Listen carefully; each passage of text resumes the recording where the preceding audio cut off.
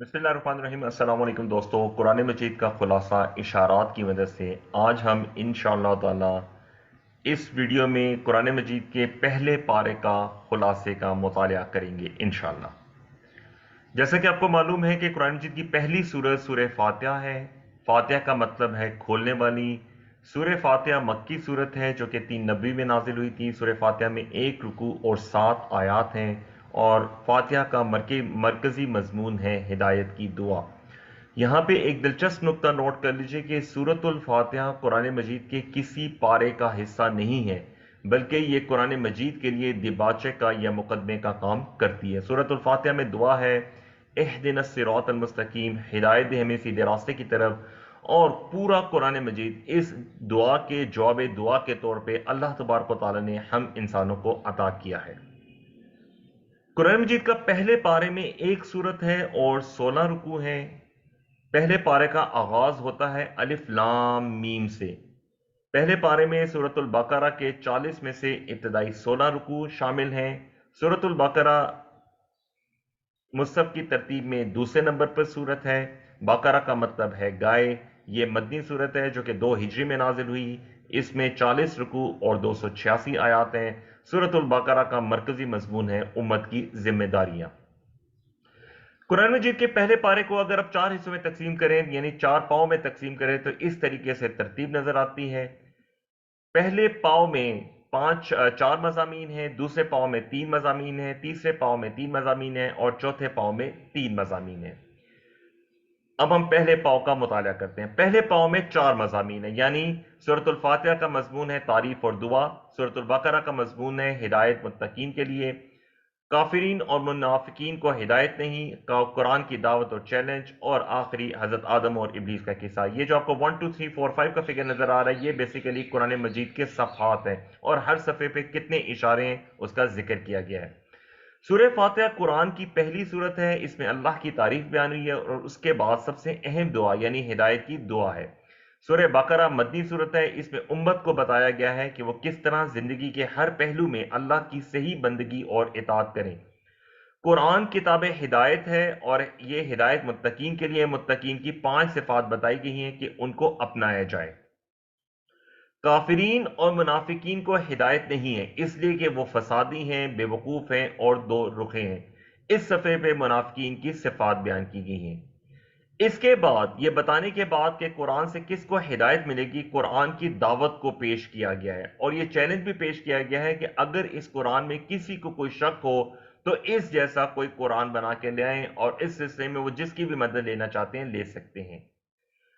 पहले पाव का आखिरी मजमून जो है वो हजरत आदम और इब्लीस का किस्सा है। जमीन पर पहले इंसान आदम अलैहिस्सलाम को हिदायत के साथ भेजा गया था। आदम और इब्लीस का किस्सा बताया गया कि शैतान उस वक्त से हम सब इंसानों का दुश्मन है, इससे दूर रहना चाहिए। अब देख लीजिए, दोबारा एक दफा से में ताजा कर लीजिए। पहले पारे के 4 इशारात को आप अपनी उंगलियों पे इस तरीके से याद कर सकते हैं।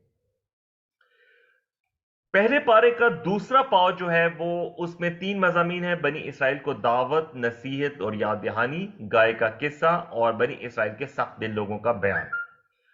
मदीने में यहूद बनी इसराइल भी बसते थे। अल्लाह ने इनको ईमान की दावत दी, आखरत के दिन से डराया और कई एहसानात याद दिलाए।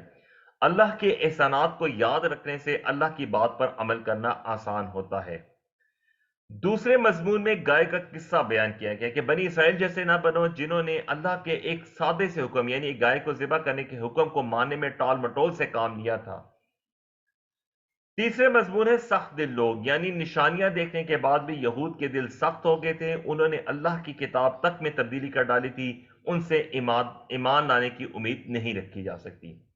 तो गोया कुरान का दूसरा पाव जो है वो प्रीडोमिनेटली बनी इसराइल को दावत, उनकी नसीहत और याद दहानी के ऊपर मुश्तमिल है। तीसरे पाव में बनी इसराइल का किस्सा कंटिन्यू होता है। इस हिस्से में बताया गया है कि बनी इसराइल जो अहद तोड़ते थे उसकी क्या सजा मिली, किताब का इनकार करते थे और वो जादू टोना करते थे। बनी इसराइल ने अल्लाह से किए हुए अहदों को तोड़ा, जैसे अहद करने के बाद आपस में एक दूसरे को कत्ल किया या घरों से निकाला और रसूलों से बदसलूकी की।